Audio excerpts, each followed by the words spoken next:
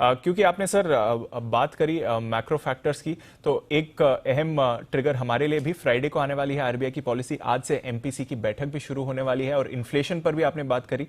तो क्या उम्मीद लगाएं सर, इस पॉलिसी से कुछ बदलाव नहीं होगा या फिर कुछ एक्शन या कमेंट्री वाइज इंपॉर्टेंट रह सकती है पॉलिसी?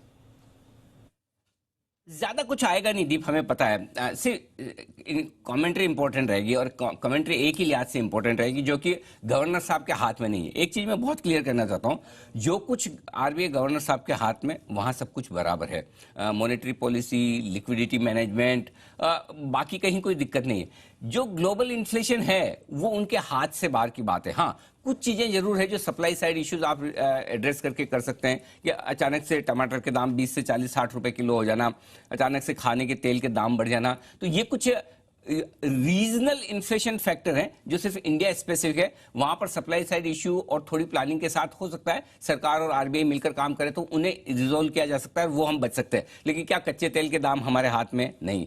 क्या दुनिया भर में एनर्जी क्राइसिस है, उसमें हमारा कोई मतलब हमारे हाथ में कुछ है? हम कुछ कर सकते हैं? ज्यादा कुछ नहीं, बस एक्सेप्ट कि हम यहाँ पर हमारे यहाँ सप्लाई बढ़ा लें। कॉफी, शुगर, चाय, कॉटन, मतलब आप जो नाम ले, हर सॉफ्ट कमोडिटी तेजी से भाग रही है, मेटल्स तेजी से भाग रहे हैं। चाइना के अपने गेम है, अमेरिका का अपना खेल है, क्या हम उसमें बहुत कुछ कर सकते हैं?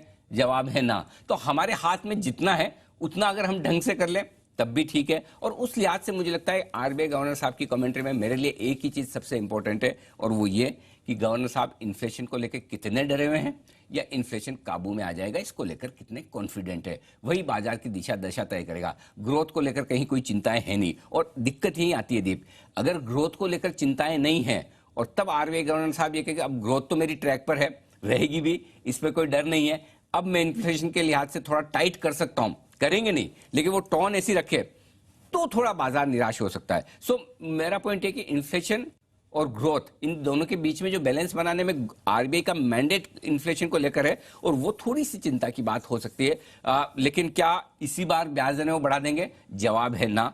हल्की फुल्की कोई छेड़छाड़ रिवर्स रेपो रेट में कर दे तो कर दे, कोई खास बड़ी बात नहीं है, लेकिन कोई एक सिग्निफिकेंट, पहली चीज दरों में बदलाव कोई होगा नहीं। दूसरी चीज, बाकी और कहीं कोई समस्या नहीं है, ग्रोथ को लेकर वो सब अच्छा कहेंगे। अगर एक ही चीज है, इन्फ्लेशन को लेकर वो जरूरत से ज्यादा मतलब सावधानी वाली भाषा ना बोले, अगर वो बोलेंगे तो डर लगेगा। एक चीज समझ लीजिए अच्छे से, मैं डरने तो दूंगा नहीं आपको जब तक कि उसकी जरूरत नहीं। जरूरत है तो सबसे ज्यादा मैंने डराया था मार्च 2020 में, फरवरी 2020 में, जिस समय बहुत डरने की जरूरत थी, और इसलिए कहता था खून के आंसू पीने पड़ेंगे, कोई भी कुछ भी बोले, मैं भी बोलूं तो शेयर मत खरीदना। ये सारी चीजें हुई है।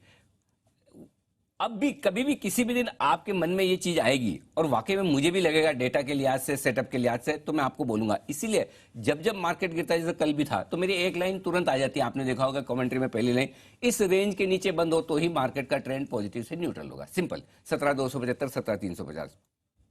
अब बंद होने की बात तो दूर है, हम उसके आसपास ही नहीं पहुंचते। और होता क्या देखिए, अगर आप जिस सपोर्ट रेंज को देख रहे हैं और जिसके नीचे बाजार बंद होता है, अगर आप उसके आसपास ही ना पहुंचे, उससे पहले ही आप घूम जाएं, तो फिर आपका कॉन्फिडेंस लेवल अलग होता है ना, कि अरे अभी तो बहुत दूर है, अनिल जी ने बोला वहां पहुंचेगा तो सोचेंगे, अब वहीं नहीं पहुंच रहा, उसके पहले से ही बाजार घूम रहा है, तो फिर दिक्कत क्या है? करेक्ट। सो इसलिए आपको बताने के पीछे ये ठीक उसी तरह से जैसे आपने आईपीओ में एप्लीकेशन किया, अलॉटमेंट मिल गया, स्टॉक डबल हो गया लिस्टिंग पर, तो फिर आप कभी बेचते ही नहीं है, क्योंकि आपका कॉन्फिडेंस लेवल ही अलग होता है। फिर भले 25% घट भी जाए तो आपको लगता है ठीक है ना, क्या फर्क पड़ा है, कोई दिक्कत वाली बात नहीं। सो मेरा पॉइंट सिंपल ये है कि आप डरिए, घबराइए मत।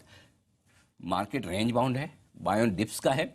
मैं ऐसा भी नहीं कह रहा कि बहुत तेजी से एकदम भाग जाने वाला, उड़ जाने वाला है, न बहुत गिरेगा न बहुत बढ़ेगा, रेंज में रहेगा। उस रेंज में रहने पर आपके लिए खरीदारी के भरपूर मौके बनेंगे। उस पर करना है आपको फोकस। स्टॉक और सेक्टर स्पेसिफिक स्ट्रेटेजी के साथ आप चलते रहे, कोई दिक्कत की बात नहीं।